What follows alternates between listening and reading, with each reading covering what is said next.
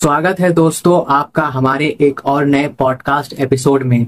और इस एपिसोड में हम बात करेंगे ईसाई धर्म की सबसे पुरानी यानी सबसे प्राचीन कहानी लूसीफर के बारे में।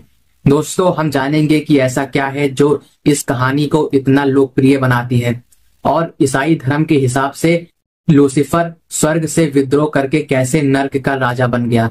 तो चलिए दोस्तों जानते हैं इस लोकप्रिय कहानी के बारे में। लूसीफर को कई सारे नामों से जाना जाता है, जैसे सैटन, डेविल या शैतान। इन नामों का मतलब विद्रोह या दुश्मन होता है।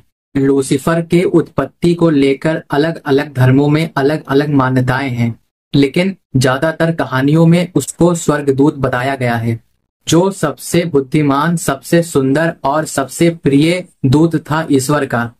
कहा जाता है कि लूसीफर ईश्वर का सबसे करीबी था और उसे ईश्वर के पास रहने का विशेष अधिकार भी प्राप्त था और कई सारे कामों में ईश्वर का सहयोग करना भी उसके लिए बहुत ही आम था और बहुत ही महत्वपूर्ण चीजें ईश्वर के द्वारा की जाती थी, उसमें भी उसका सहयोग रहता था। लेकिन कुछ समय बाद लूसीफर को अपने ऊपर अहंकार आ गया, अपने बुद्धि और खूबसूरती पर बहुत ज्यादा गर्व हो गया और वो खुद को ईश्वर से भी ऊपर समझने लगा था। उसने ईश्वर के समान बनने की इच्छा से सहमत नहीं था और स्वर्गदूतों को अपने साथ विद्रोह करने के लिए उकसाया। इस विद्रोह के कारण स्वर्ग में युद्ध हुआ और लूसीफर और उसके सहयोगी सारे लोग हार गए और उनको स्वर्ग से निकाल दिया गया और उनको नर्क में फेंक दिया गया। फिर नर्क में उसे सबने अपना राजा बना लिया, लूसीफर को, और दूतों ने नर्क का राजा बना लिया।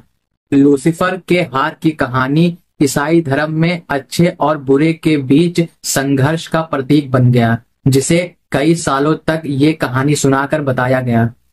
लूसीफर को मानव जाति में बुरे काम और प्रलोभन देने वाला माना जाता है, लेकिन दोस्तों लूसीफर की कहानी कई सारे सवाल खड़े करती है, जैसे कि क्या लूसीफर सच में गलत था और क्या लूसीफर सिर्फ ऐसा फरिश्ता था जो सिर्फ और सिर्फ स्वतंत्रता चाहता है। ऐसे कई सारे सवाल खड़े होते हैं।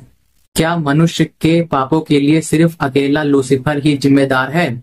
ऐसे प्रश्नों के सवाल हमेशा धर्म और दर्शन में चर्चा का विषय बने रहे हैं। लूसीफर की कहानी साहित्य और कला में भी बहुत लोकप्रिय विषय बनी रही है। कई सारे फिल्मों में भी इसका जिक्र किया गया है या दिखाया गया है कि कैसे ये चीजें हुई हैं लूसीफर के साथ।